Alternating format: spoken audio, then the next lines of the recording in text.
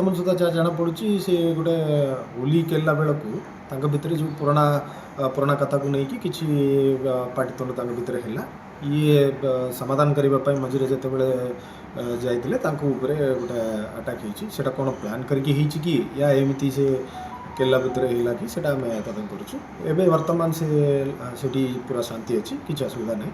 ଆମେ ଯେହେତୁ ଦୁଇଟା କେସ୍ କାଉଣ୍ଟର କେସ୍ କରୁଛୁ, ଆମେ ତଦନ୍ତ କରୁଛୁ ଆଇନ କାର୍ଯ୍ୟ। କେନୱାଗାନ ଥାନା ବ୍ରହ୍ମପୁର ପୁଲିସ୍ ଡିଷ୍ଟ୍ରିକ୍ଟ କେନୱାଗାନ ଥାନାରେ ବଡ଼ଗୋବିନ୍ଦପୁର ପଞ୍ଚାୟତରୁ ତାଙ୍କର ଲୋକ ପ୍ରତିନିଧି ଆସିଥିଲେ।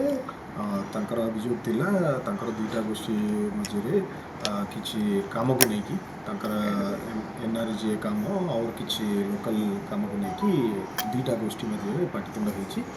ସେଇ ପାଟିତୁଣ୍ଡରେ ଦୁଇଟା ଆମର କେସ୍ କାଉଣ୍ଟର କେସ୍ ମଧ୍ୟ ହେଇଛି। ତାକୁ ନେଇକି ଆଲୋଚନା କରିବା ପାଇଁ ତାଙ୍କର ଗ୍ରିଭାନ୍ସ ଜଣାଇବା ପାଇଁ ଆସିଥିଲେ। ଏହି ମାମଲାରେ ଆମେ ଦୁଇଟା କେସ୍ ରେଜିଷ୍ଟର କରିଛୁ। ଗୋଟେ କେସ୍ରେ 2 ଜଣ ଆରେଷ୍ଟ ହେଇଛନ୍ତି। ସେ ଯିଏ ଇଞ୍ଜୁର୍ଡ ଅଛି ତାଙ୍କର ଆଖିରେ କିଛି ଇଞ୍ଜୁରି ଅଛି ବୋଲି ମେଡ଼ିକାଲ ରିପୋର୍ଟ ମଧ୍ୟ ଆମ ପାଖରେ ଅଛି। ଆଉ ଗୋଟେ କେସ୍ ବି କାଉଣ୍ଟର କେସ୍ ବି ରେଜିଷ୍ଟର ହେଇଛି। ବର୍ତ୍ତମାନ ସେଇଟା ଆମର SDPO ଚିକିଟି ତାଙ୍କେ ଇନଭେଷ୍ଟିଗେଟ୍ କରୁଛନ୍ତି। ଆଉ ଆଇନ ଅନୁଯାୟୀ ଆମେ କାର୍ଯ୍ୟାନୁଷ୍ଠାନ ଫର୍ଦର କରିବୁ।